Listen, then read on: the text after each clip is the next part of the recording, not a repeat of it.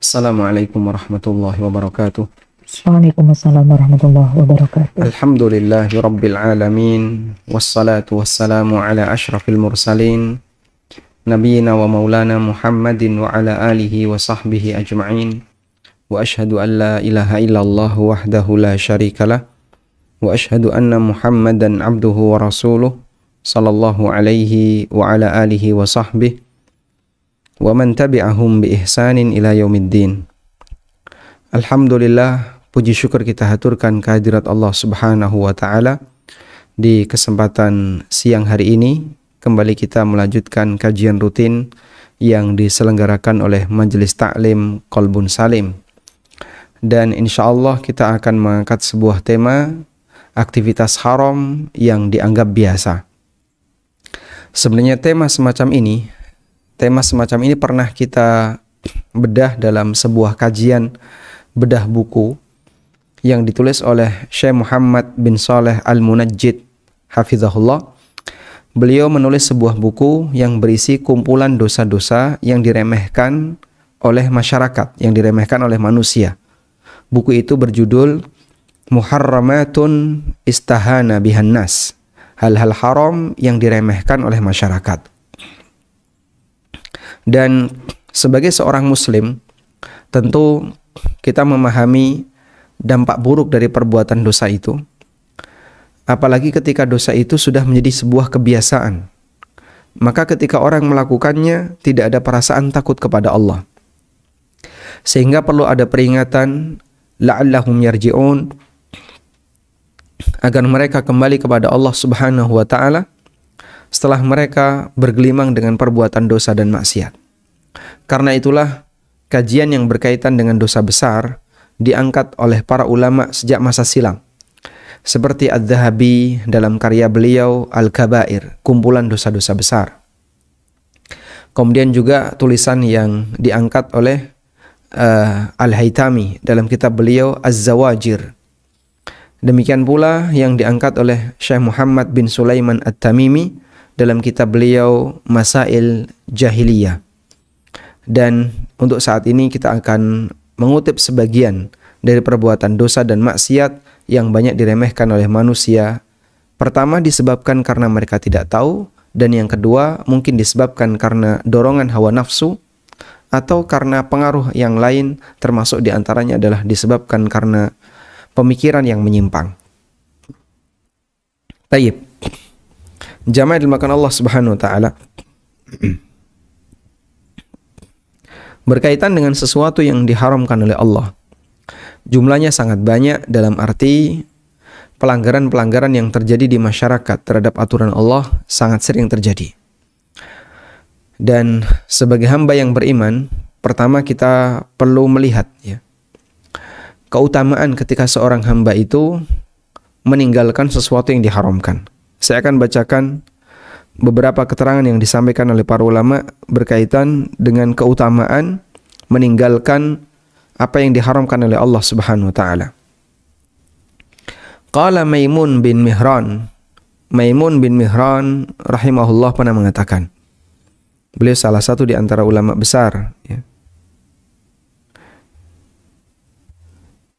Maimun bin Mihran rahimahullah pernah mengatakan, as-sabru sabran, sabar itu ada dua. As-sabru 'alal musibah hasanun wa afdalu min dzalika as-sabru 'alal ma'asi. Sabar itu ada dua. Yang pertama, sabar dalam menghadapi musibah. Orang ketika terkena musibah kemudian dia bersabar dengan cara tidak melakukan perbuatan yang menunjukkan kalau dia tidak ridho dengan ketetapan Allah. Hasanun itu satu hal yang baik.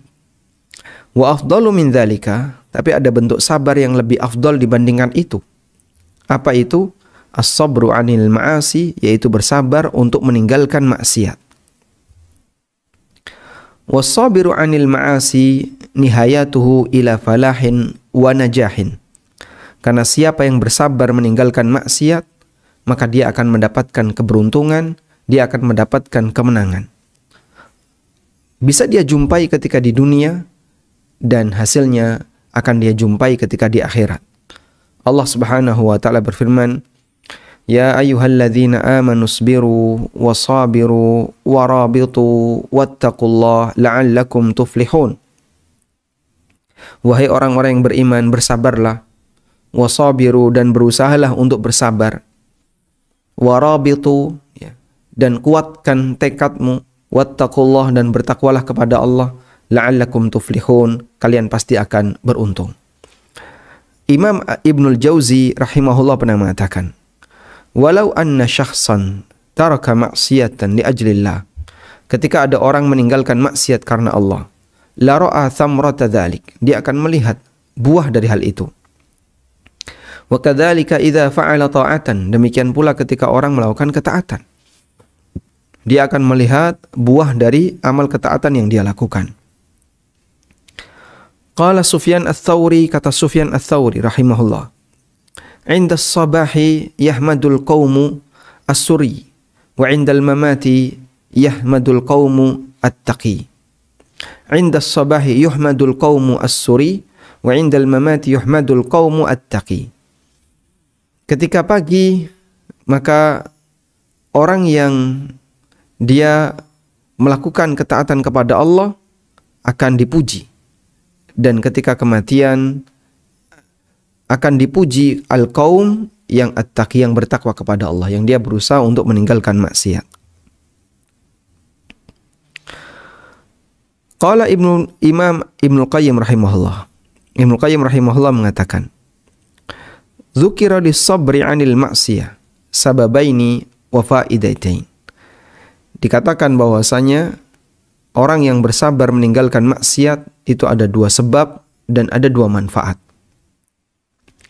Sebabnya kenapa orang bisa meninggalkan maksiat? Yang pertama adalah al-khaufu min luhukil wa'id.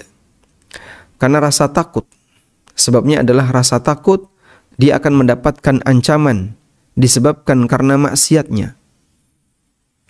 Sebab kenapa orang itu takut maksiat adalah dia akan mendapatkan ancaman terhadap maksiat yang dia kerjakan.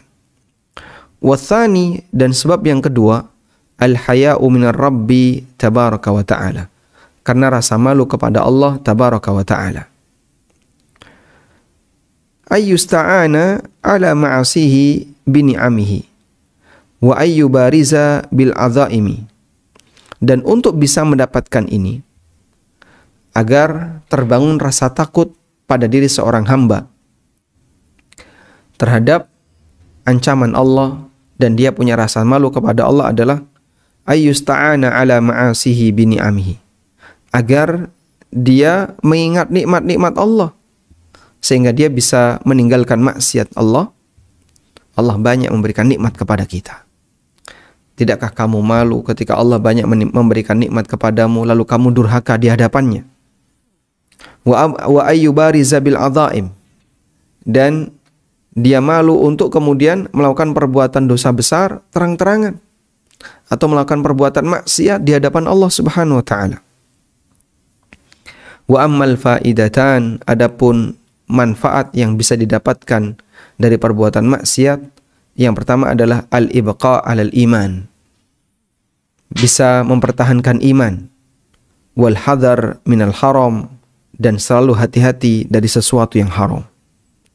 Baik, itu keterangan yang disampaikan oleh Ibnu Qayyim rahimahullah berkaitan dengan orang yang meninggalkan maksiat. Selanjutnya, jamaah yang dimuliakan Allah Subhanahu wa taala, ketika manusia ingin meninggalkan maksiat, maka dia harus tahu apa saja yang harus dia tinggalkan. Sebab orang ketika tidak tahu bagian mana yang merupakan dosa besar, bisa jadi dia terjerumus ke dalam perbuatan dosa besar itu, sementara dia tidak sadar. Maka di sini kami sampaikan bahwa tahap awal, ya, dalam meninggalkan maksiat,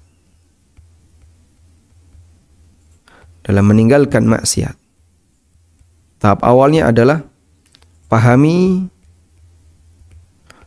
manfaat besar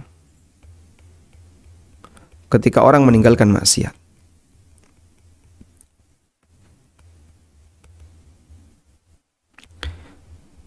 Yang kedua adalah pahami jenis-jenis maksiat, jenis dan bentuk maksiat. Selanjutnya kita akan memahami yang kedua. Tadi kita sudah membacakan beberapa keterangan para ulama berkaitan dengan manfaat besar ketika orang meninggalkan maksiat. Berikutnya kita akan memahami jenis dan bentuk maksiat. Perbuatan maksiat secara umum bisa kita bagi sesuai dengan hierarkinya. Yang pertama adalah maksiat kekufuran, yang bisa menyebabkan pelakunya keluar dari Islam.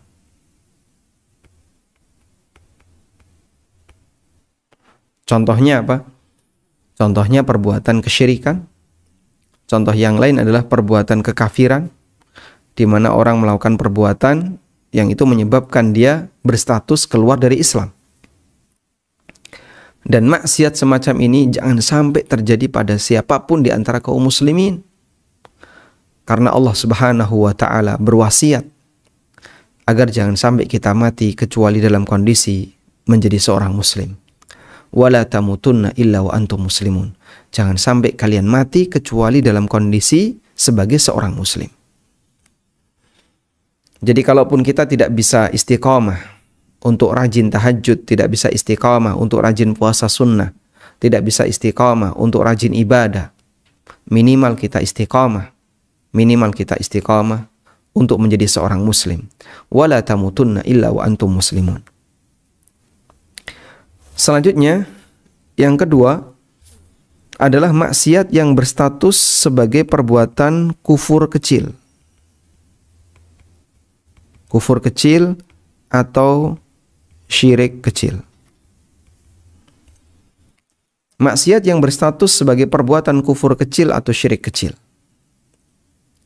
Ini adalah perbuatan kekufuran, perbuatan yang disebut oleh syariat sebagai kekufuran atau kesyirikan, namun tidak sampai menyebabkan pelakunya keluar dari Islam. Dan perbuatan ini bisa menghapus amalan yang bercampur dengan syirik kecil itu atau kufur kecil itu. Misalnya orang yang beramal diiringi dengan riya, atau ketika orang itu beramal diiringi dengan sum'ah, atau beramal namun diiringi dengan mencari perhatian kepada selain Allah, dan seterusnya. Maka ini adalah kufur kecil atau syirik kecil. Berikutnya adalah perbuatan dosa besar. Perbuatan dosa besar. Ini adalah perbuatan dosa yang nilainya di bawah kekufuran dan kesyirikan. Namun dia perbuatan yang keji, yang dalam Al-Quran sering disebut dengan al-fahishah. Al-fahishah. Allah Subhanahu wa ta'ala mengharamkan al-fahishah ma zahara minha wa ma batan, baik yang nampak maupun yang tersembunyi. Dan itulah yang dimaksud dengan dosa besar, baik dilakukan terang-terangan maupun dilakukan secara diam-diam. Selanjutnya adalah yang keempat, dosa kecil. Perbuatan dosa kecil atau yang disebut dengan al-lamam atau as-saghair. Sebutan di surat An-Najm disebut dengan al-lamam. Perbuatan yang menuai celaan tapi tidak sampai menyebabkan pelakunya terhitung melakukan dosa besar. Namun ini ketika keterusan, maka bisa menjadi dosa besar. Sebab dosa kecil yang dilakukan terus-menerus, maka akan menjadi dosa besar.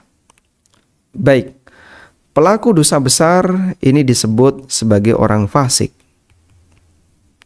Definisi fasik adalah orang yang melakukan perbuatan dosa besar, walaupun hanya sekali, sementara dia belum bertobat. Dan kita berlindung kepada Allah dari seluruh perbuatan dosa yang berpotensi untuk dilakukan oleh manusia. Wallahu waliyut taufik, dan dialah zat yang memberikan taufik kepada seluruh hambanya. Tayyib. Selanjutnya, perbuatan maksiat dilihat dari sasaran. Dilihat dari sasarannya.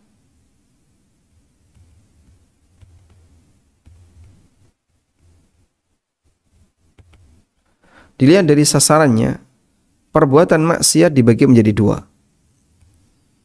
Yang pertama, maksiat terkait hak Allah. Yang kedua, perbuatan maksiat terkait hak makhluk.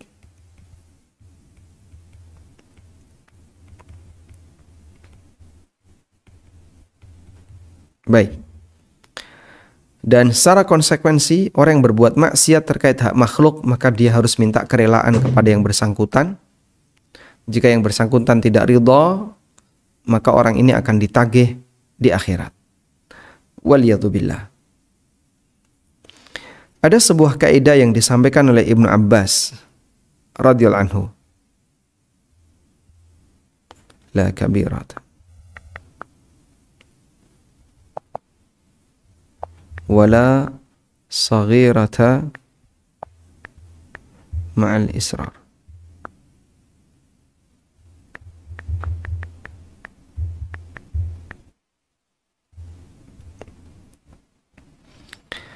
Ibnu Abbas radhiyallahu anhu pernah mengatakan, ada yang menyebutkan ini adalah sebuah hadis, ya.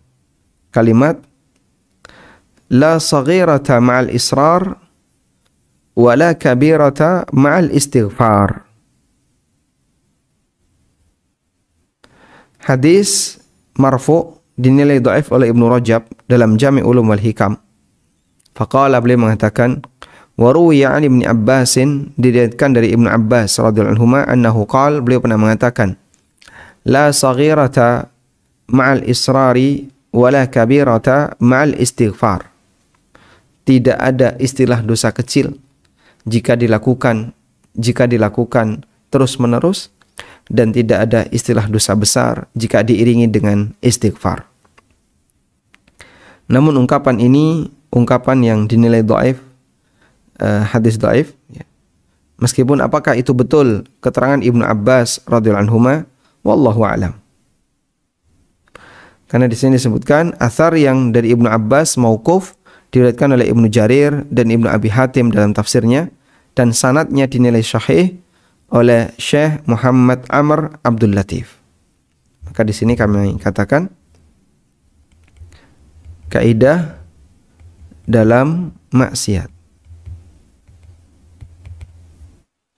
Yang pertama, keterangan Ibnu Abbas.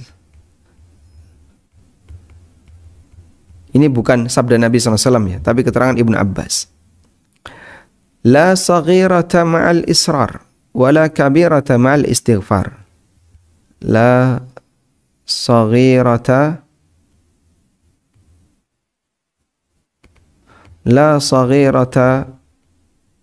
ma'al israr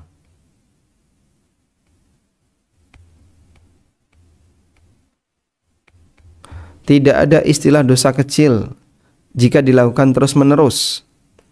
Wala kabirata ma'al istighfar. Tidak ada istilah dosa besar jika diiringi dengan istighfar. Ini keterangan Ibnu Abbas. Yang kedua, ada keterangan yang disampaikan oleh seorang ulama. Coba kita cek namanya, ya. Beliau pernah mengatakan sebuah kalimat yang sangat indah. La tandur ila sigharil ma'asi, walakin indur ila azamati man ta'si.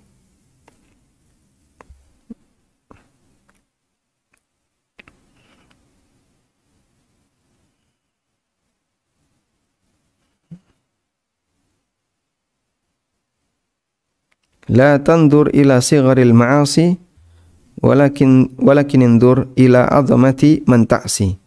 Di sini tidak disebutkan keterangan ulamanya.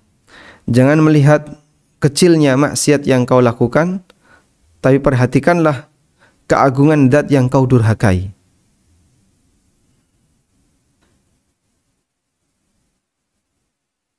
Bilal bin Sa'ad. Namanya Bilal bin Sa'ad. Keterangan Bilal bin Sa'ad. La tandur ila sigharil ma'asi walakin indur ila azamati man ta'si. Jangan lihat kecilnya maksiat, tapi perhatikanlah keagungan zat yang kau durhakai.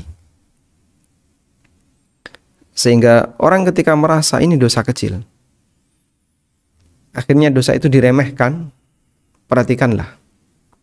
Jangan melihat kecilnya dosa, tapi lihatlah kepada siapa kau durhaka. Kepada zat yang azim, yang maha besar, Allah Azza wa Jal. Baik. Kemudian yang ketiga, buku catatan amal tidak meninggalkan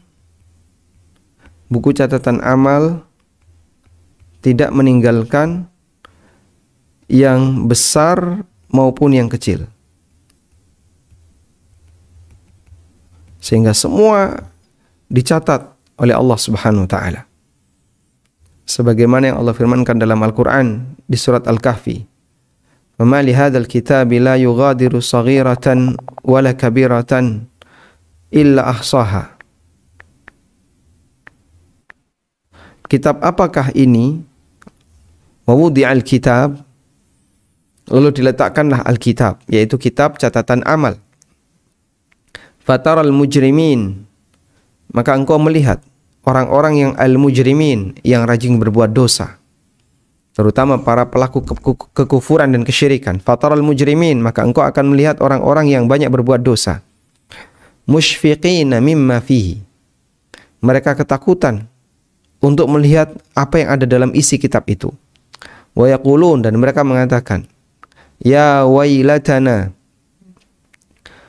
ma li hadzal kitab, wah ini kitab apa ini? La yughadiru saghiratan wala kabiratan illa ahsaha, tidak ada yang besar maupun yang kecil kecuali semuanya tercatat. Wa wajadu ma'amilu hadira, dan mereka menjumpai apa yang mereka kerjakan itu hadir di hadapannya. Wala yadhlimu rabbuka ahada, dan Rabbmu tidak akan mendolimi siapapun. Ada di surat Al-Kahfi ayat 49.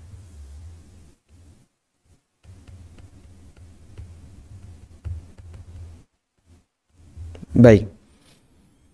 Inilah di antara beberapa kaidah ya yang disampaikan baik dari keterangan para ulama maupun dari keterangan dalam hadis berkaitan dengan masalah maksiat.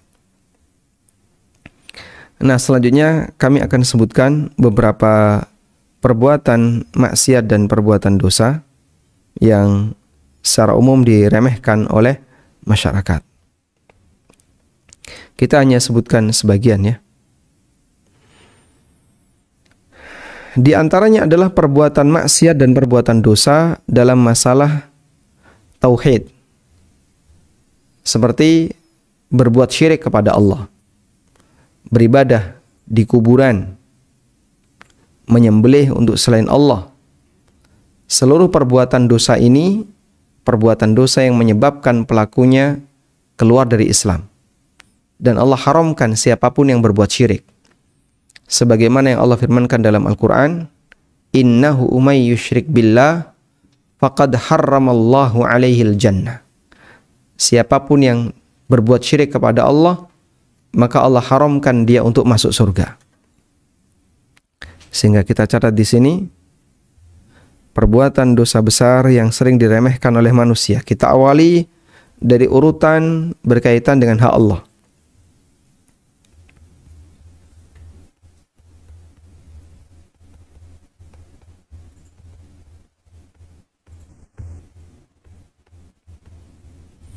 Yang pertama apa? Berbuat syirik.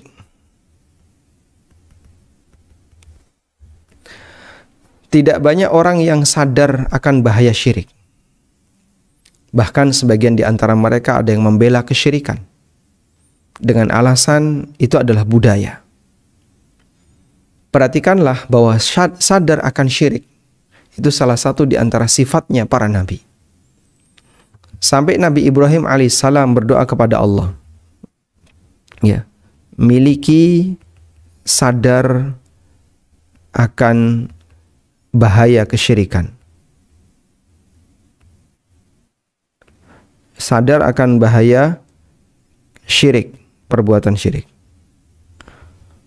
Orang yang punya kesadaran akan bahaya perbuatan syirik, maka dia akan memberikan kewaspadaan yang maksimal terhadap perbuatan kesyirikan. Jangan sampai itu terjadi pada dirinya. Allah Subhanahu wa taala mencontohkan bagaimana bentuk sadar akan bahaya kesyirikan ketika Allah menceritakan tentang Ibrahim.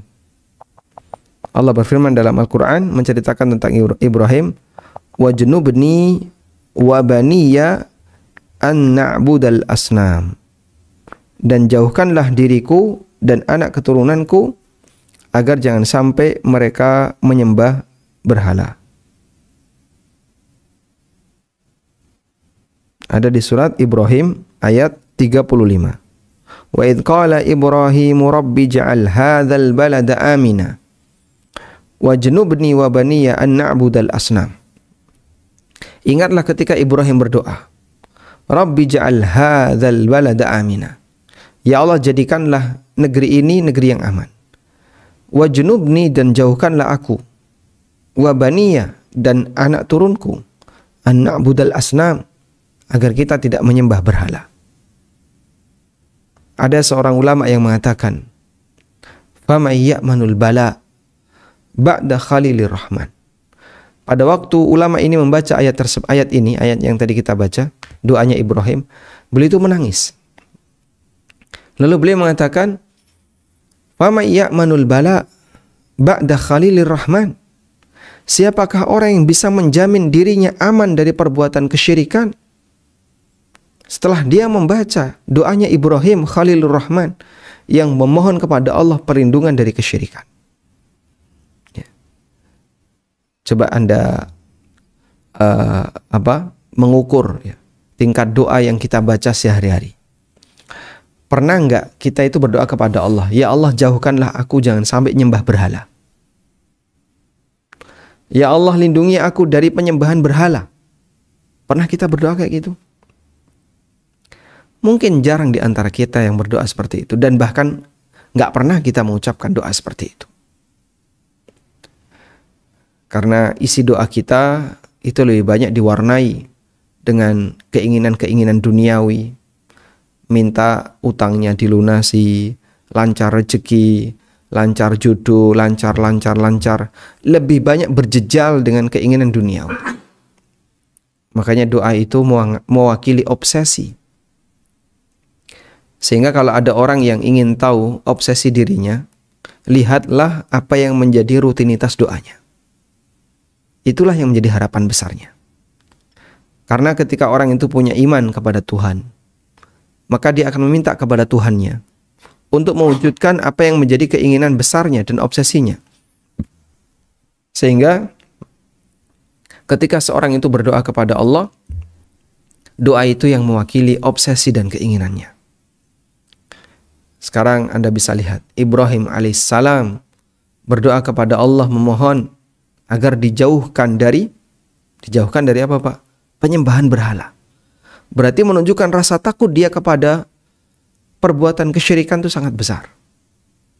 Sampai dia memohon kepada Allah, wajnubni wa baniya an na'budal asnam. Jauhkanlah aku dan keturunanku jangan sampai menyembah berhala. Baik. Dan ketika kita sadar akan kesyirikan, maka kita seharusnya berdoa kepada Allah, memohon perlindungan jangan sampai melakukan perbuatan kesyirikan itu. Selanjutnya, perbuatan berikutnya yang itu termasuk di antara perbuatan dosa besar yang diremehkan Nah, di sini untuk perbuatan kesyirikan, ya, ragamnya ada banyak. Di antaranya adalah berkurban untuk selain Allah. Kalau di Jawa, praktek yang dilakukan misalnya sajen, ya, sedekah bumi atau sedekah laut atau dengan nama yang lainnya, lalu mereka melabuh kepala sapi atau kepala kerbau atau yang lainnya, atau menanam sebagai bentuk berkurban untuk selain Allah Ta'ala. Praktek seperti ini termasuk syirik besar yang bisa menyebabkan pelakunya tidak berhak dapat surga, ya, karena Allah tegaskan, wa may yusyrik billah faqad harramallahu alaihil jannah. Siapa yang menyekutukan Allah, maka Allah haramkan baginya untuk masuk surga. Kemudian contoh yang lain adalah kalau di buku Muharramat itu disebutkan diantaranya adzabhu li ghairillah, menyembelih untuk selain Allah, beribadah kepada kuburan, menyembah kuburan, dan seterusnya. Ya. Kita bisa lihat di sini saya tuliskan bernadar untuk selain Allah. Karena nadar termasuk ibadah, berarti ketika dia beribadah untuk selain Allah, berarti dia berbuat kesyirikan. Tayyib. Kemudian contoh yang lain adalah meyakini ada manusia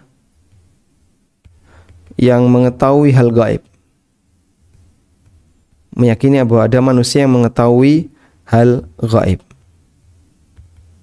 Padahal hal gaib itu murni hanya milik Allah. Allah tegaskan dalam Al-Quran, qul la ya'lamu man fis samawati wal ardil ghaiba illallah. Katakanlah wahai Muhammad, di langit dan di bumi ini tidak ada yang mengetahui hal yang gaib kecuali Allah. Coba kita carikan ayatnya. Allah berfirman,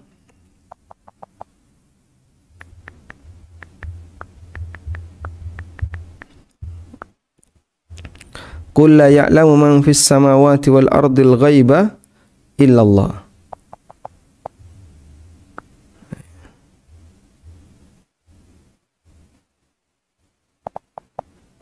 Baik.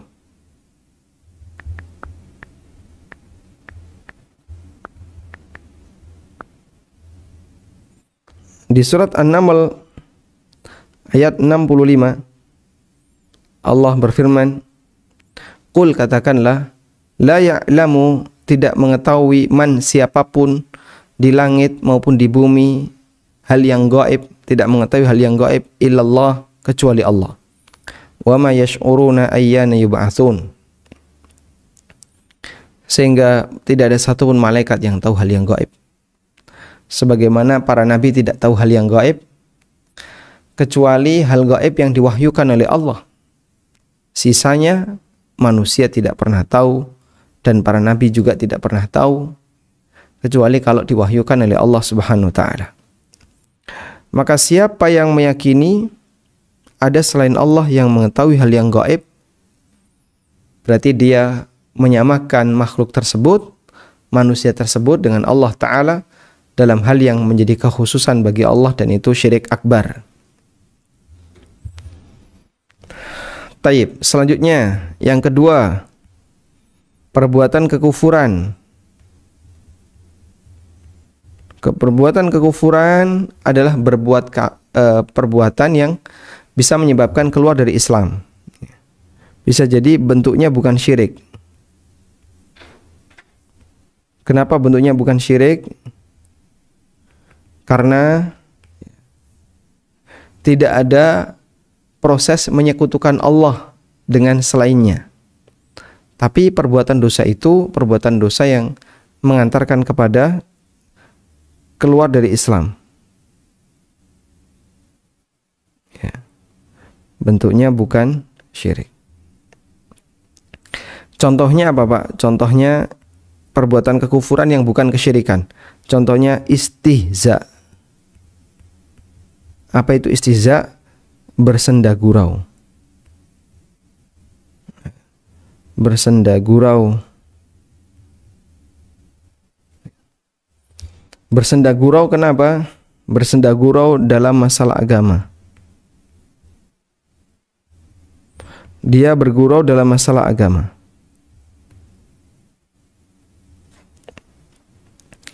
Dan bergurau dalam masalah agama, ancamannya adalah keluar dari Islam. Sebagaimana yang Allah firmankan dalam Al-Quran, Qul abillahi wa ayatihi wa rusulihi kuntum tastahzi'un, qad kafartum ba'da imanikum. Qad, kalimatnya, qad kafartum ba'da imanikum. La ta'tadiru qad kafartum ba'da imanikum. Jadi ini ceritanya, ayat ini turun berkaitan dengan keberadaan orang munafik yang mereka bersenda gurau, mengolok-olok Nabi SAW dan para sahabatnya yang saleh. Lalu senda gurau itu dilaporkan kepada Rasulullah SAW. Kemudian orang munafik itu pun mengejar yang lapor tadi, sampai menghadap Nabi SAW. Ya Rasulullah, saya cuma bercanda, tidak serius, maka jangan diambil hati. Allah turunkan ayatnya, wala in sa'altahum, dan kalau engkau bertanya kepada mereka, la yaqulunna, maka mereka akan menjawab, innama kunna nakhudu wa nal'ab, kami itu bersenda gurau, kami hanya main-main. Qul, maka jawablah, abillahi wa ayatihi wa rasulihi kuntum tastahzi'un, maka jawablah, apakah kalian akan bermain-main bersenda gurau dengan Allah, ayat-ayatnya dan Rasulnya? Kalau mau guyonan, mau bercanda, jangan bawa-bawa agama. La ta'tadhiru, enggak usah cari-cari alasan. La ta'tadhiru, jangan cari-cari alasan. Qad kafartum, sungguh kalian telah kafir, ba'da imanikum, setelah kalian beriman. Ya. Sungguh kalian telah kafir setelah sebelumnya kalian beriman. Dan ini di tempat kita termasuk di antara perbuatan kekufuran yang paling merajalela, apalagi ketika orang-orang liberal begitu dominan dalam memberikan pengaruh terhadap media, sehingga orang seolah-olah merasa istihza kepada Allah itu temannya banyak. Tapi ini berbahaya. Misalnya apa bentuk istihza kepada Allah? Ya, ada orang mencela Nabi SAW, menghina Rasulullah SAW, menyebut Nabi SAW sebagai rembes, ya, tahu rembes, belen, ya, umbele, ngeleler kemana-mana, ingus, ya. Menyebut Nabi SAW sebagai orang A, sebagai orang B, termasuk menyebut beliau dengan pedofilia, melakukan hubungan dengan anak di bawah umur. Itu istihza kepada Rasulullah SAW, menghina Nabi SAW, atau bersenda gurau tapi dengan menggunakan atas nama Nabi atau dengan objek syiar agama Islam. Hukumnya apa? Bisa menyebabkan kekufuran. Baik. Dan ini termasuk di antara perbuatan yang paling banyak di masyarakat. Maka kita ingatkan, kalaupun mau guyon, mau bercanda, jangan bawa-bawa agama. Sehingga hati-hati. Memuliakan sesuatu harus menghargai sesuatu itu, dan bukti penghargaan itu adalah kita tidak akan guyon dan bersenda gurau dengan sasaran syiar yang kita hormati, Rasulullah SAW, ajaran agama Islam, dan seterusnya. Baik. Selanjutnya yang ketiga adalah perbuatan dosa yang kaitannya dengan orang terdekat kita. Perbuatan dosa terhadap orang dekat. Contohnya apa? Nah, misalnya istri atau anak durhaka kepada orang tua, anak durhaka kepada ortu. Ketika anak durhaka kepada orang tua, maka dia melakukan perbuatan dosa dengan orang dekatnya. Dan salah satu di antara ancaman orang durhaka kepada orang tua, uququl walidain, adalah azabnya akan disegerakan oleh Allah ketika azabnya kemungkinan besar akan disegerakan oleh Allah ketika di dunia. Azabu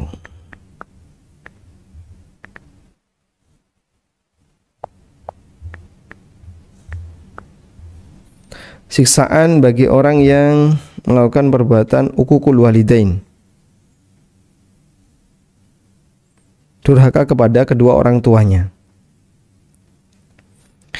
Rasulullah sallallahu alaihi wasallam pernah mengatakan dalam hadis dari Abdurrahman bin Abi Bakrah dari ayahnya yaitu Abu Bakrah, Rasulullah sallallahu alaihi wasallam bersabda, "Ala uhaddithukum bi akbaril kabair." Maukah kutunjukkan kepada kalian dosa yang paling besar? Qalu, mereka menjawab, "Bala ya Rasulullah, tentu." Qala, kemudian Nabi SAW bersabda, "Al-isyraku billah wa uququl walidain." Berbuat syirik kepada Allah, durhaka kepada kedua orang tua. Ini termasuk deretan dosa besar. Dalam hadis yang lain dari sahabat Abdullah bin Amr, ada orang Badui menghadap Nabi SAW. Faqala, lalu Badui ini bertanya, "Ya Rasulullah, mal kabair, apa itu dosa besar?" Qala, beliau menjawab, "Al-isyraku billah," menyekutukan Allah. Qala, thumma madza? Badui itu bertanya lagi, kemudian dosa apa lagi? Qala, thumma uququl walidain. Kemudian durhaka kepada kedua orang tua. Qala, thumma madza? Lalu Badui itu bertanya lagi, lalu apa lagi? Tsummal yaminul ghamus. Selanjutnya yang ketiga adalah sumpah palsu. Sumpah palsu. Baik, ini semuanya menunjukkan dosa besar dalam bentuk durhaka kepada kedua orang tua. Sampai kita dilarang untuk menjadi penyebab orang lain mencela orang tua kita. Dan ketika itu dilakukan termasuk bagian dari durhaka. Dalam hadis ini dari Ibnu Abbas radhiyallahu anhuma, beliau menceritakan Nabi SAW bersabda, "Mal'unun, tercela, terlaknat, terkutuk orang yang menghina bapaknya. Terkutuk orang yang menghina bapaknya. Dan terkutuk orang yang menghina ibunya. Terkutuk orang yang menyembelih untuk selain Allah." Ya. Nabi SAW ditanya, "Siapakah orang yang menghina bapaknya?" Lalu Rasulullah SAW bersabda, "Si A menghina bapaknya B." Nah, B nggak terima, akhirnya B balas dengan menghina bapaknya A. Maka itulah yang dimaksud orang yang menjadi penyebab orang lain menghina bapaknya, memperolok-olok bapaknya atau orang tuanya. Baik. Selanjutnya, contoh yang lain adalah istri durhaka kepada suaminya. Istri yang durhaka kepada suami. Dan ini termasuk di antara dosa besar. Karena istri yang durhaka kepada suami terkadang dilaknat oleh malaikat dalam posisi tertentu. Sebagaimana disebutkan dalam hadis yang sahih, Rasulullah SAW pernah bersabda, "La'anatha."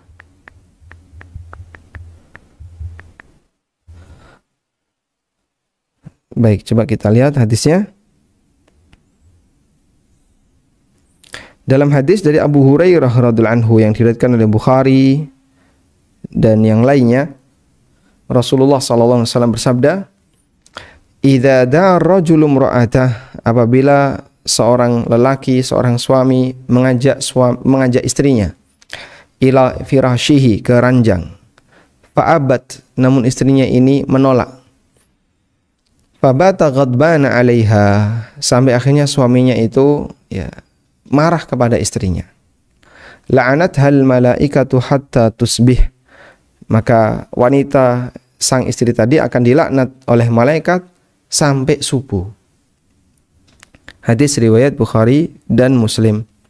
Masya Allah. Sehingga bahaya besar bagi istri yang durhaka kepada suaminya. Dan mungkin banyak di antara kita yang menganggap itu adalah hal yang remeh. Sehingga kadang ada istri yang menyebabkan suaminya marah padahal dalam posisi suaminya ini di posisi yang benar. Tayyib.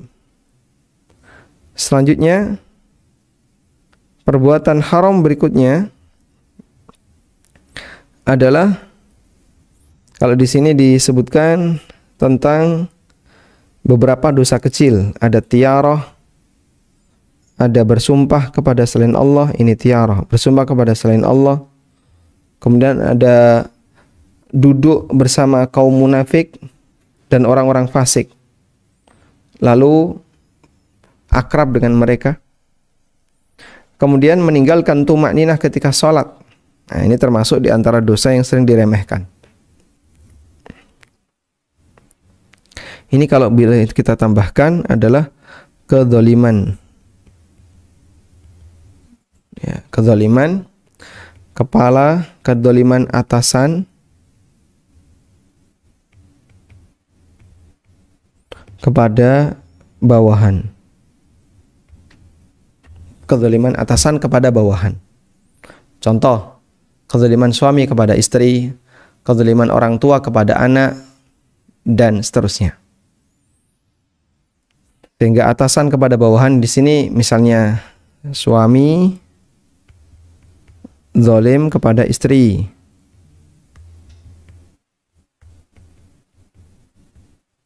Kemudian ada juga suami atau ortu ya. Ortu zalim kepada anak.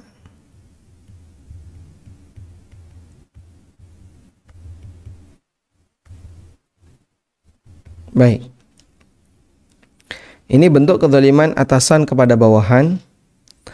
Dan yang namanya kezaliman, az-zulmu dzulumatun yaumal qiyamah. Kezaliman adalah kegelapan kelak di hari kiamat. Lalu yang keempat, perbuatan syirik kecil. Yang keempat adalah perbuatan syirik kecil. Perbuatan syirik kecil yang keempat ini diantaranya adalah riya.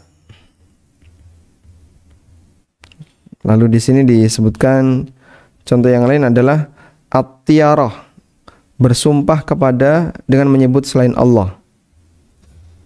Riya, kemudian tiyarah. Ya. Yaitu punya keyakinan sial karena benda tertentu. Lalu bersumpah dengan menyebut selain Allah. Contohnya apa? Bersumpah dengan menyebut selain nama Allah. Contohnya, demi nenek moyang, demi bapakku, demi kakekku, demi, itu bersumpah bersumpah dengan menyebut nama selain Allah. Contoh yang lain yang banyak terjadi di masyarakat, demi kehormatanku, aku berjanji. Apa ini? Tri Satya apa? Dampamukha Dasar Dharma atau apa? Demi kehormatanku. Itu adalah bersumpah dengan menyebut selain Allah, dan itu syirik kecil. Nabi SAW mengatakan, man halafa bi ghairillah faqad asyraka, barang siapa yang bersumpah dengan menyebut selain Allah maka dia berbuat syirik, maksudnya syirik kecil. Tiarah ini juga cukup banyak terjadi di lapangan. Rasulullah SAW mengatakan, at-tiaratu syirkun, at-tiaratu syirkun. Tiarah itu syirik, tiarah itu syirik.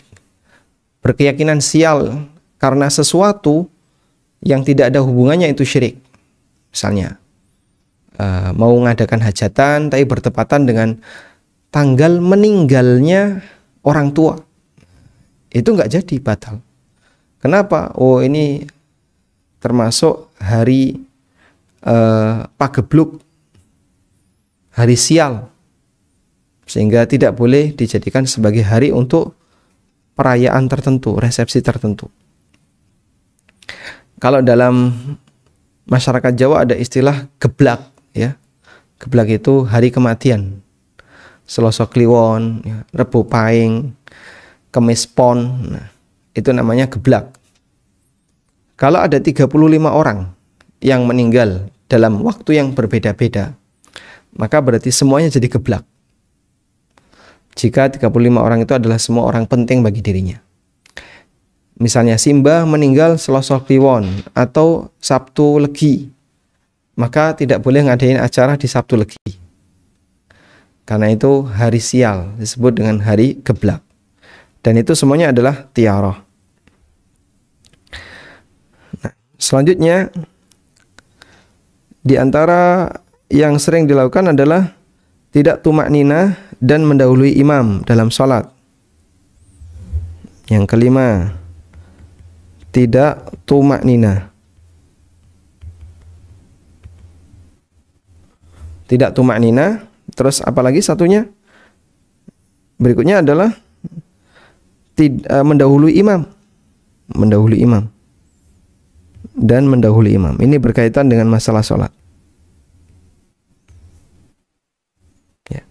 Mendahului imam dosa besar. Kenapa dosa besar? Karena diancam oleh Nabi SAW. Hendaknya orang yang suka mendahului imam menghentikan kebiasaan buruknya, atau kalau tidak Allah Subhanahu wa taala akan mengubah wajahnya menjadi wajah keledai, ya. Itu bahaya mendahului imam.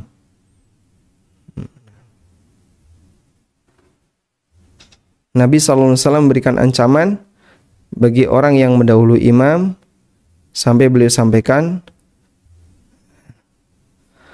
agar masyarakat itu, umat beliau, menghentikan kebiasaan buruk ini. Surat Al-Himar.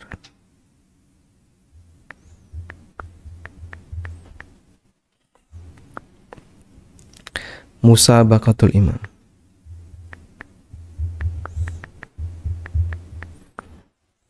Nah, dalam sebuah hadis, ya, Rasulullah sallallahu alaihi wasallam bersabda,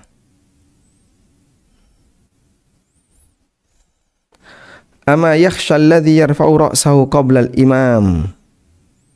Hadis muttafaqun alaih. Hendaknya orang yang mengangkat kepalanya sebelum imam, dia takut ayyuhawwilallahu ra'sahu ra'sa himar. Allah akan ganti kepalanya seperti kepala keledai. Aw yaj'alu suratahu surata himar.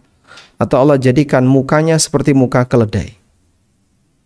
Nah, adanya ancaman ini menunjukkan kalau itu adalah perbuatan dosa besar. Tidak tumak nina juga dosa besar. Karena orang yang tidak tumak nina ketika sholat, maka sholatnya tidak diterima, sebab tumak nina bagian dari rukun sholat. Kemudian di antara dosa besar yang lainnya, ya, di sini disebutkan berkaitan dosa besar bagi para wanita, yaitu wanita meminta cerai. Kemudian wanita ini khulwah bil ajnabiyah, berduaan dengan lelaki yang bukan mahramnya. Termasuk di antaranya adalah safar tanpa mahram dan ad-diyathah. Maka saya sebutkan beberapa saja. Yang keenam, dosa terkait syahwat. Dosa terkait syahwat lawan jenis. Taib. Dosa terkait syahwat lawan jenis. Di antaranya apa, Pak? Ya, di antaranya di sini tadi disebutkan, misalnya melakukan zina, liwat, homo atau lesbi, kemudian gugat cerai dan seterusnya. Zina dan LGBT. Ya. Kemudian yang lain adalah berduaan dengan wanita yang bukan mahram.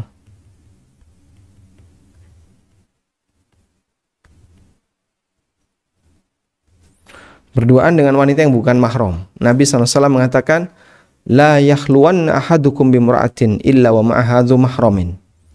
Jangan sampai kalian berduaan dengan wanita yang bukan mahram kecuali kalau ditemani dengan mahramnya. Lalu safar wanita tanpa mahram. Ini juga sangat sering ya. Wanita melakukan safar tanpa mahram. Padahal Nabi SAW menyebut tidak halal wanita safar tanpa mahram. La yahillu limra'atin.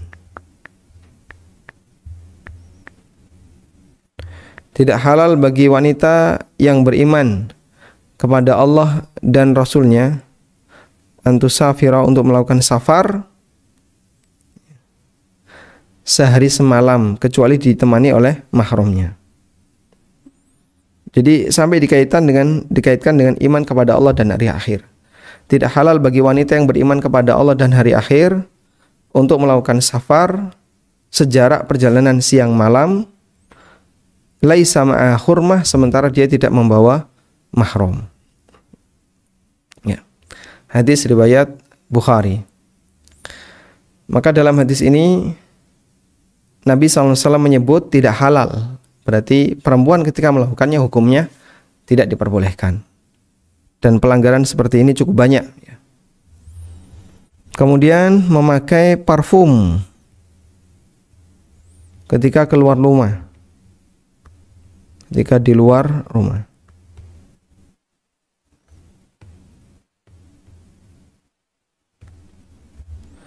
Terutama pada saat dia mau jalan-jalan dan seterusnya.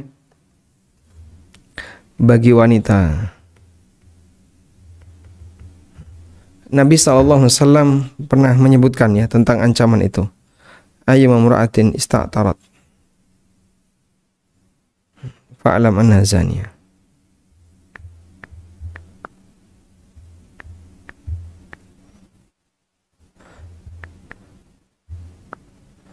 Liyajida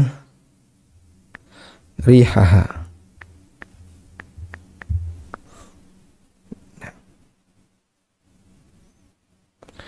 Nabi SAW mengatakan, ayyuma imra'atin ista'tarat famarrat ala qaumin liyajidu min rihiha fahiya zaniyah.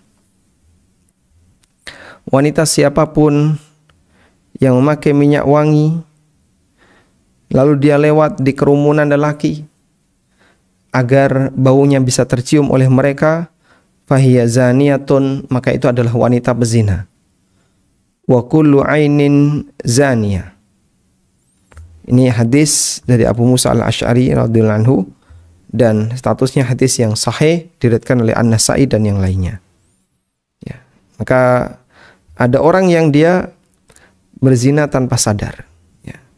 Wanita pakai parfum ketika keluar rumah dengan maksud biar bisa dicium parfumnya oleh orang lain. Baik. Kemudian Nabi SAW juga menyebutkan ad-diyasa. Apa itu diyasa? Ad-diyasa artinya tidak punya rasa cemburu. Diyasa.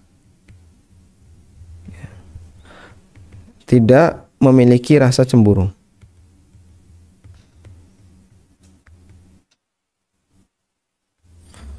Sehingga lelaki yang diyasa itu membiarkan istrinya tidak jilbaban, membiarkan istrinya boncengan sama orang lain, bagi dia biasa aja.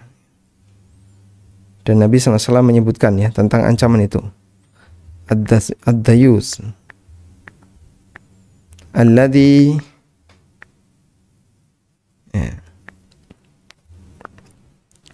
Ad-dayuth alladhi yuqirru fi ahli al-khubtha.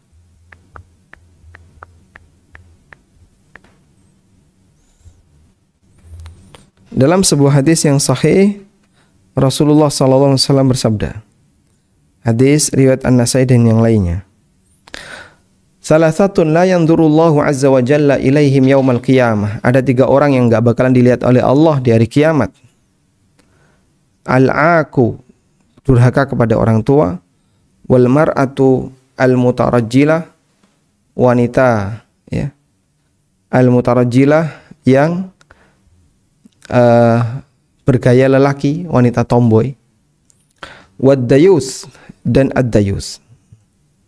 Siapakah ad-dayus? Alladzi yukirul khubtha fi ahlihi, yang mengizinkan keluarganya untuk melakukan tindakan al-khubth, tindakan khabith, yaitu tindakan yang merusak kehormatan, membiarkan istrinya enggak berjilbab, kumpul dengan lelaki lawan jenis, dan dia diam saja. Itulah yang disebut dengan ad-dayus. Wallahu alam, wa sallallahu ala nabiyyina Muhammadin wa ala alihi wa sahbihi wa sallam.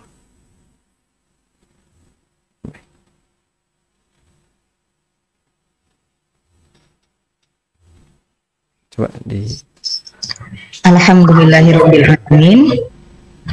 Ada beberapa pertanyaan yang masuk, izin bertanya. Sebentar, mohon izin sebentar. Oh ya, maaf.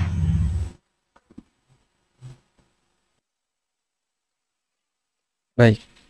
Alhamdulillahirabbil alamin, izin bertanya. Apakah kalau safar wajib seperti haji dan umroh boleh tanpa mahram? Kemudian bila seorang wanita bekerja keluar rumah dan diizinkan oleh suami, apakah termasuk dosa besar juga?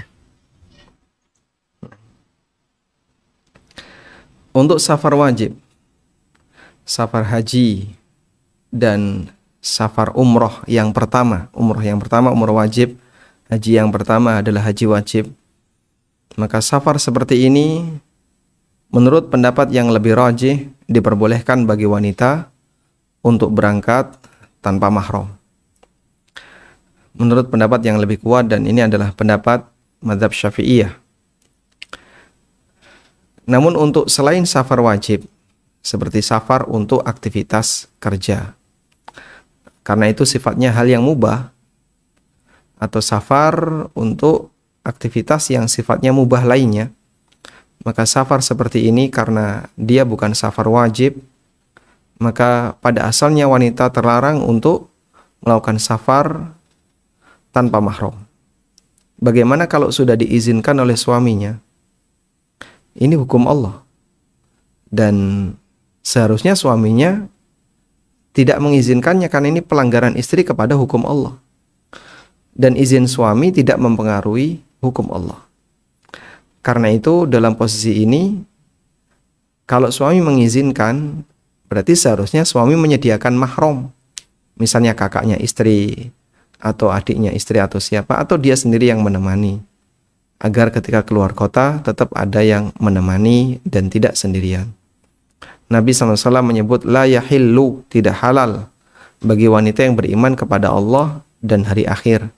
Artinya diingatkan, kalau kalian beriman kepada Allah, cinta Allah, dan beriman kepada hari akhir, artinya meyakini kalau nanti akan ada hisab, maka jangan sampai wanita itu safar tanpa mahram, karena nanti akan dipertanggungjawabkan di akhirat. Wallahu a'lam.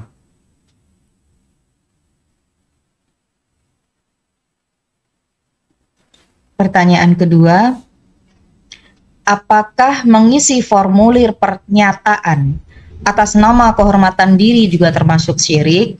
Misalnya kami tinggal di sebuah negara ini, di sini diminta KTP harus mengisi formulir pernyataan tidak poligami atas nama kehormatan diri. Apakah itu termasuk syirik, Ustadz? Itu bukan termasuk sumpah ya.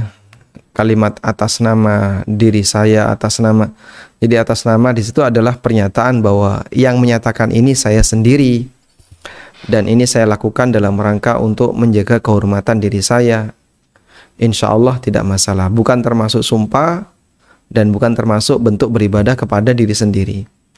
Yang tidak boleh adalah bersumpah dengan kehormatan dirinya, bersumpah dengan dirinya, itu termasuk syirik.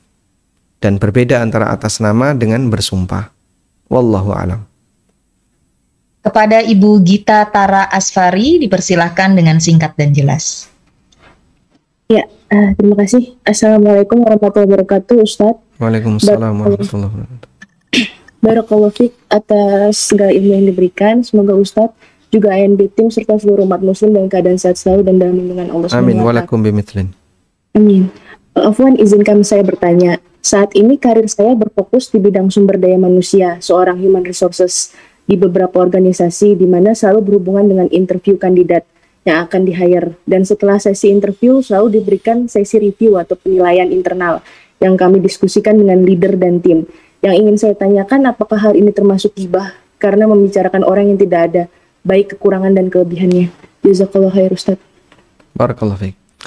Ghibah tidak semuanya dilarang. Ada ghibah yang diperbolehkan. Imam Nawawi rahimahullah di Riyadhus Shalihin ketika membahas tentang ghibah, beliau menyebutkan ada 6 pengecualian yang diperbolehkan dalam ghibah. Dan salah satunya adalah memberikan penilaian ketika ada maslahat besar untuk pihak tertentu. Dan itu pernah dilakukan oleh Nabi SAW. Tersebutlah seorang wanita, kalau tidak salah namanya Fatimah bintu Umais. Fatimah ini diceraikan oleh suaminya, cerai 3. Lalu beliau menjalani masa iddah di luar rumah suaminya. Kemudian Nabi SAW berpesan kepada suaminya, kalau kamu sudah selesai masa iddah, fa'akhbirini, tolong info kepadaku, sampaikan kepadaku kalau masa iddahnya sudah selesai. Ternyata setelah masa iddahnya selesai, wanita ini sudah dilamar oleh 2 orang. Yang pertama Muawiyah bin Abi Sufyan, yang kedua Abu Jaham. Maka Nabi SAW ketika mendatangi Fatimah menanyakan tentang masa iddahnya, dan Fatimah melaporkan sudah selesai, ternyata sudah ada 2 lelaki yang melamar. Kemudian Nabi SAW memberikan nasihat. Amma Abu Jaham fala yada'u yadah. Abu Jaham fala yada'u asahu. Abu Jaham itu nggak pernah meletakkan tongkatnya. Kalau Abu Jaham itu lelaki yang nggak pernah meletakkan tongkatnya. Dan makna tidak pernah meletakkan tongkatnya itu konotasinya negatif. Karena ada 2 makna. Pertama, terlalu sering safar. Nanti kalau kamu jadi istrinya, ditinggal-tinggal terus kamu ini. Dia nggak pernah meletakkan tongkatnya, terlalu sering safar. Yang kedua, makna yang kedua adalah dia sering mukul istrinya. Kalau kamu nikah sama Abu Jaham, nanti kamu sering dipukul. Ini makna Abu Jaham tidak pernah meletakkan tongkatnya. Kemudian lelaki yang kedua adalah Muawiyah. Nabi SAW mengatakan, amma Muawiyah fasu'lukun lama lalahu. Muawiyah itu orang miskin, gak punya harta. Tazawwaji Usama. Sebaiknya kau nikahi Usama. Kau menikah dengan Usama. Jadi maksud Nabi SAW meminta kepada si Fatimah bintu Umais, bukan putri beliau ya, agar setelah selesai masa iddah segera lapor. Tujuannya adalah mau dinikahkan dengan Usama bin Zaid. Ternyata sudah ada 2 lelaki yang lapor. Nah, Nabi SAW ngasih nasihat, lelaki 2 ini punya kekurangan. Kekurangan A apa, kekurangan B apa. Maka membahas itu untuk kemaslahatan bagi pihak yang meminta saran, hukumnya boleh. Oleh karena itu, apabila Anda di bagian di Human Resources, di HRD, kemudian Anda harus melakukan assessment terhadap karyawan atau siapapun yang akan bergabung, menyebutkan sisi baik dan buruknya, menimbang itu, insya Allah bukan termasuk ghibah yang terlarang. Wallahu a'lam. Izin bertanya Ustadz, mohon kejelasannya. Bagaimana arti safar sehari semalam dimaknai dengan benar? Apakah jika perjalanan kurang dari sehari semalam tidak termasuk safar yang diharuskan dengan mahram? Arti safar sehari semalam menurut ukuran di zaman Nabi SAW, bukan menurut ukuran sekarang. Kalau kurang dari sehari semalam gimana Pak Ustadz? Misalnya berangkat jam 6 subuh, dari bandara ke bandara, balik lagi ke bandara. Ya. Jam 6 sampai jam berapa? Jam 10. Itu bisa perjalanan 4 jam itu kemana? 4 jam itu perjalanan dari Jakarta ke Papua misalnya. Terus sampai di Jayapura jam 12 sudah take off lagi. Jam 12 balik lagi ke Jakarta. Loh, itu kan belum ada sehari semalam. Kira-kira gimana? Jakarta dengan Papua itu sudah safar atau belum? Sudah. Nah, yang dimaksud sehari semalam maksudnya adalah perjalanan di masa silam. Nah, perjalanan di masa silam sehari semalam itu adalah batasan jarak safar, yaitu kurang lebih 80 kilo. Maka kalau seorang wanita melakukan safar sejauh 80 kilo minimal, maka tergolong musafir dan dia harus didampingi dengan mahram. Wallahu a'lam. Lanjutan pertanyaannya, jika misalnya kita ada kerja di luar kota tetapi kita dengan teman wanita kita atau dengan satu tim, bagaimana Ustadz? Ya, wanita itu tidak bisa jadi mahram bagi wanita yang lain. Sehingga mahrammu siapa? Ibu ini, ibu ini, ibu ini. Sejak kapan wanita jadi mahram bagi wanita yang lain? Yang namanya mahram itu lelaki. Ya memang terus terang ya, bahas masalah safar wanita ini di zaman sekarang itu Masya Allah ya. Pertanyaannya jadi banyak. Pertanyaan jadi banyak itu kenapa? Karena kasusnya banyak. Dan karena kasusnya banyak, syubhatnya juga banyak. Kata ustadz itu, kata tokoh itu, nah itu jadi syubhat. Padahal kalau kita baca hadisnya, kalimat hadisnya sih kayaknya tidak sulit untuk dipahami dan tidak perlu takwil terlalu jauh. Karena kalimat Nabi SAW, la yahillu limra'atin an tusafir. Tidak halal bagi wanita yang beriman kepada Allah dan hari akhir untuk melakukan safar sehari semalam illa ma'a dhi mahramin 'alaiha, kecuali dia didampingi oleh mahramnya. Yang menarik di sini, ini hadisnya dari Abu Hurairah riwayat Bukhari. Nabi SAW menyebut la yahillu, enggak halal. Dan beliau kaitkan dengan iman kepada Allah dan hari akhir. Tidak halal bagi wanita yang beriman kepada Allah dan hari akhir. Ya. Ungkapannya kayak gitu. Kira-kira apa yang bisa Anda simpulkan? Beriman kepada Allah dan hari akhir. Kenapa digandingkan iman kepada Allah dan hari akhir? Iman kepada Allah bukti kecintaan dia kepada Allah dan keyakinan dia bahwasanya ini adalah perintah Allah. Kepada hari akhir, bukti bahwasanya dia meyakini nanti akan ada hisab di hari akhir. Kalaupun di dunia dia tidak punya pengaruh apapun misalnya, tapi saya baik-baik saja, tidak ada apa-apa. Itu ketika di dunia. Cuman masalahnya kan hidup tidak sekali. Dan disebutlah yahillu, tidak halal, sehingga ini menanamkan sebuah prinsip kepada kita semua bahwa praktek ini adalah pelanggaran yang ya tidak halal. Untuk melakukan safar sejarak sehari semalam 80 kilo kecuali ditemani mahram. Baik, jadi kalau hadis ini jika kita baca secara makna tekstual, itu tidak mengandung kemungkinan-kemungkinan yang lain. Secara makna tekstual. Maka kembali kepada tingkat wanita ini bertakwa kepada Allah. Pelanggaran lelaki itu berada di pandangan matanya. Pelanggaran perempuan terjadi pada semangat dia untuk memamerkan dirinya. Sehingga klop. Lelaki pengen bisa melihat wanita yang bukan mahram, sedangkan wanita pengen dilihat oleh lelaki yang bukan mahram. Klop, ya. Maka Islam memberikan barier, ya, memberikan tabir, memberikan batasan jangan sampai itu terjadi, sehingga lelaki dikasih peringatan dengan serius untuk urusan syahwat itu hindari sejauh mungkin. Sedangkan perempuan dikasih peringatan hindari keluar rumah.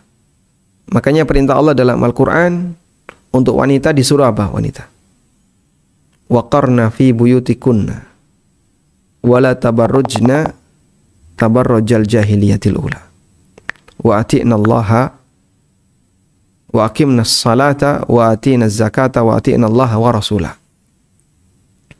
Di surat An-Nur ayat 33, Al-Ahzab ayat 33, Al-Ahzab ayat 33, Allah berfirman, waqarna fi buyutikunna wala tabarrajna tabarrujal jahiliyatil ula. Tinggallah kalian di rumah kalian dan jangan melakukan tabarruj seperti tabarrujnya orang jahiliyah. Kenapa tinggal di dalam rumah diiringi dengan larangan tabarruj? Karena wanita ketika sudah punya hobi keluar rumah pasti tabarruj. Kan tidak mungkin dia keluar dengan penampilan yang kurang indah untuk dipandang. Maka dia pun dandan, dan kadang ditambah dengan pakai parfum. Sehingga ketika kerja sampai ada teman di Jakarta yang tanya, Ustadz gimana ya? Saya kalau naik motor tiba-tiba dibalap ibu-ibu, dibalap gadis-gadis. Terus ya dibalap kan biasa sih dibalap. Dia dibalap, cuman kan orangnya nggak ngerokok. Kalau dibalap orang yang ngerokok kan kena asap rokok. Nah ini dibalap dengan orang yang pakai parfum. Ya, bisa jadi suasananya lebih mengerikan dibandingkan dibalap oleh yang ngerokok. Kalau dibalap orang yang ngerokok, terciumlah bau rokok. Mencium bau rokok dosa nggak? Nggak. Yang ini dibalap oleh ya cewek-cewek yang pakaiannya kayak gitu, pakai parfum. Suasananya akan berbeda. Dan yang tanya ini masih bujang kan. Imajinasinya terus berkembang, nggak karuan. Itulah yang terjadi pada manusia. Sehingga ada kerjasama, ya, simbiosis antara maksiat satu dan maksiat dua. Oleh karena itu kita berusaha bertakwa kepada Allah, fattaqullaha mastata'tum, dengan menjaga kehormatan masing-masing. Sehingga lelaki menjaga kehormatan dengan berusaha menjaga pandangan, dan wanita menjaga kehormatan dengan berusaha simpanlah diri Anda baik-baik. Wallahu a'lam.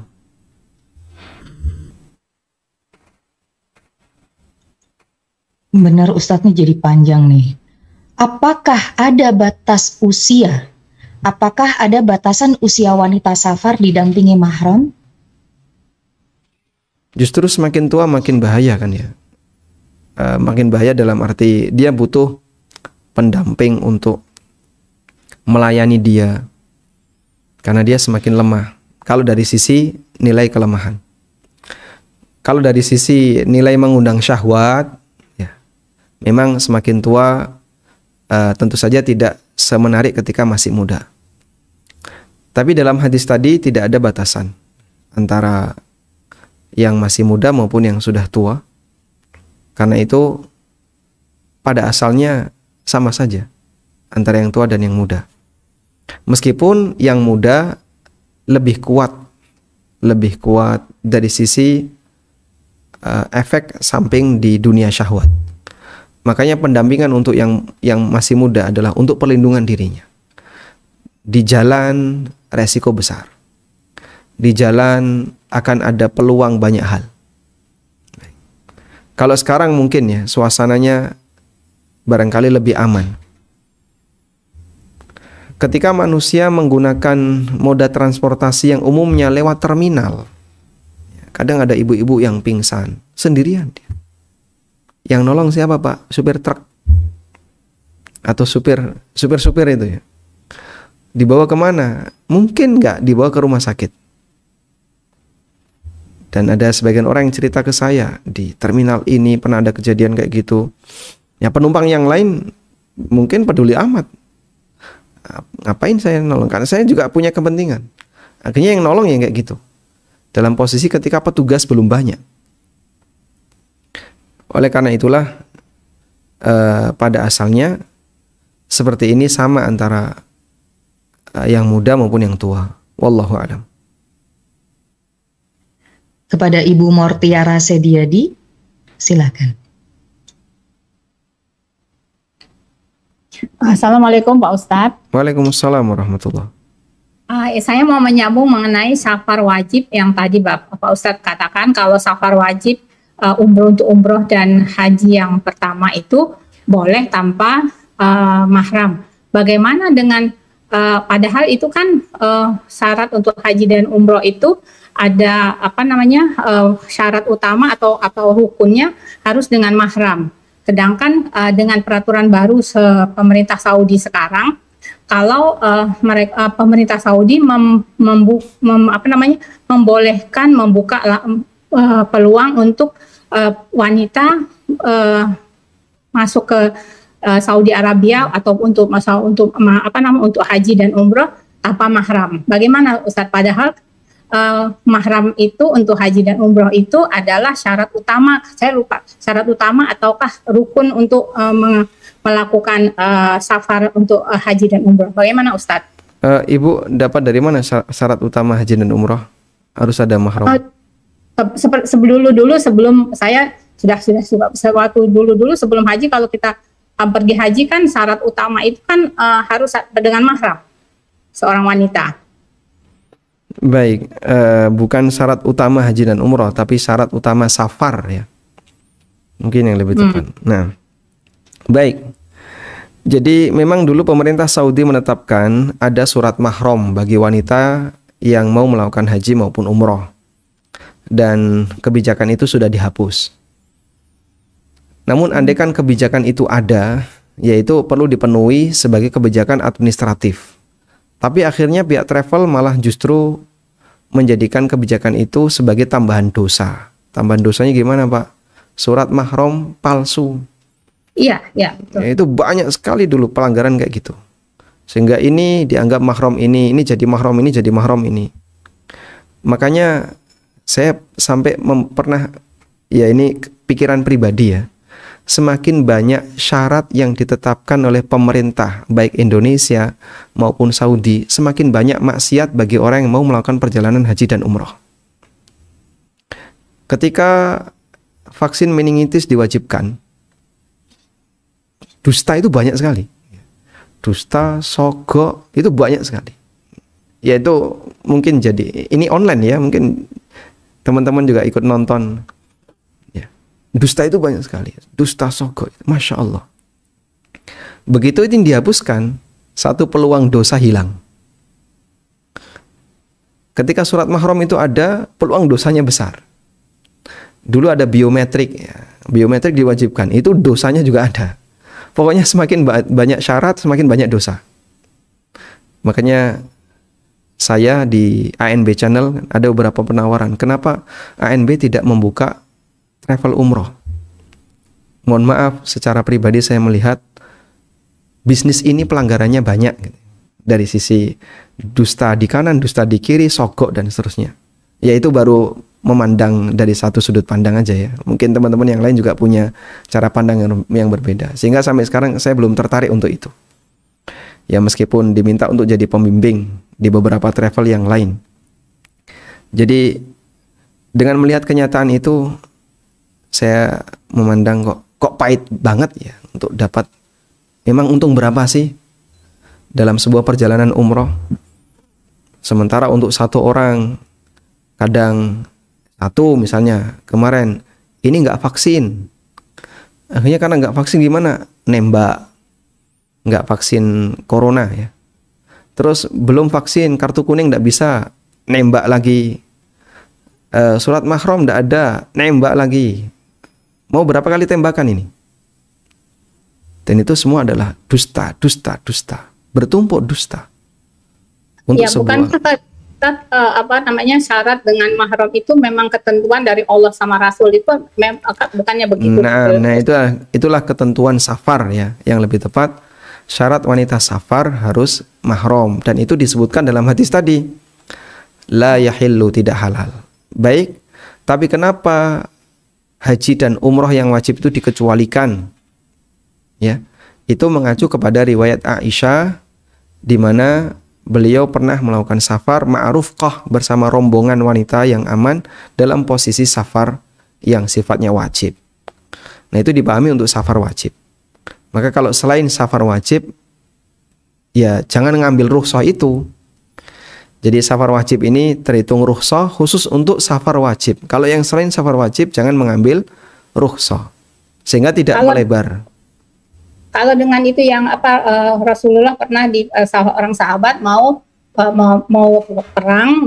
perang lalu dia mengatakan tapi istri saya minta mau haji atau umroh, saya lupa itu ya. Lalu terus Rasulullah bilang, ya sudah temani istrimu, tidak usah ikut perang. Nah, itu bagaimana, Pak? Kita ikut Allah atau maksudnya perintah Allah untuk safar atau pemerintah Saudi gitu? Gimana di situnya perbedaannya jadinya? Ibu jangan menganggap bahwa pemerintah Saudi menganjurkan safar haji dan umroh tanpa mahram. Bukan menganjurkan. Tapi pemerintah Saudi dalam urusan haji dan umroh itu bukan cuma kepentingan negara ini tok. Dan mereka juga mengcover masukan dari negara-negara yang lain. Nah, mengingat dalam sebagian madhab menyebutkan bahwa wanita haji dan umroh boleh tanpa mahram jika haji dan umroh wajib, maka untuk mengcover itu keputusan surat mahram tadi dicabut. Jadi bukan pemerintah Saudi menganjurkan ya, beda kan? Kalau menganjurkan mari haji dan umroh tanpa mahram tidak apa-apa, itu menganjurkan. Tapi ini tidak, dibolehkan. Dulu nggak boleh, harus ada mahram. Namun mengingat ada masukan bahwasanya dalam madhab ini boleh safar tanpa mahram untuk haji dan umroh dan yang wajib. Nah, dalam posisi itu mereka kan tidak hanya kepentingan satu negara, tapi juga kepentingan negara yang lain. Begitu. Jadi hukum Allah tetap akan kita usahakan untuk ditegakkan. Dan bagian dari aturan itu yang dikecualikan adalah safar wajib, seperti safar wanita hijrah, itu safar wajib. Ada beberapa sahabiyat yang ketika hijrah meninggalkan Mekah menuju Madinah tanpa mahram. Karena mahramnya kafir, suaminya kafir, mahramnya kafir. Ya. Terus gimana ini? Itu safar wajib. Karena kalau tidak dia bertahan di Mekah, justru bisa lebih berbahaya. Maka mereka melakukan safar dari Mekah menuju Madinah tanpa mahram. Dan itu salah satu di antara dalil safar wajib boleh tanpa mahram. Di antaranya safar hijrah. Wallahu a'lam. Izin bertanya, kalau ada ibu-ibu yang keluar rumah sendiri untuk keperluan belanja ke pasar atau membeli keperluan rumah tangga, apakah termasuk dosa dan harus memerlukan mahram? Kalau tidak jarak safar, Anda di Bogor terus safar di Bogor juga, Jakarta safar itu bukan safar ya, di Bogor lalu keluar rumah di area Bogor, Jakarta di area Jakarta, itu bukan safar. Sehingga ibu-ibu antar jemput anak yang tinggal di Jogja, antar jemput anak, nggak mungkin kan? Anaknya sekolah di mana? Tinggal di Jogja, sekolah di Solo. Itu safar tiap hari ya. Tapi kan nggak mungkin. Alhamdulillah. Ya, dikumulai Assalamualaikum. Jadi dalam posisi ini kalau keluar belanja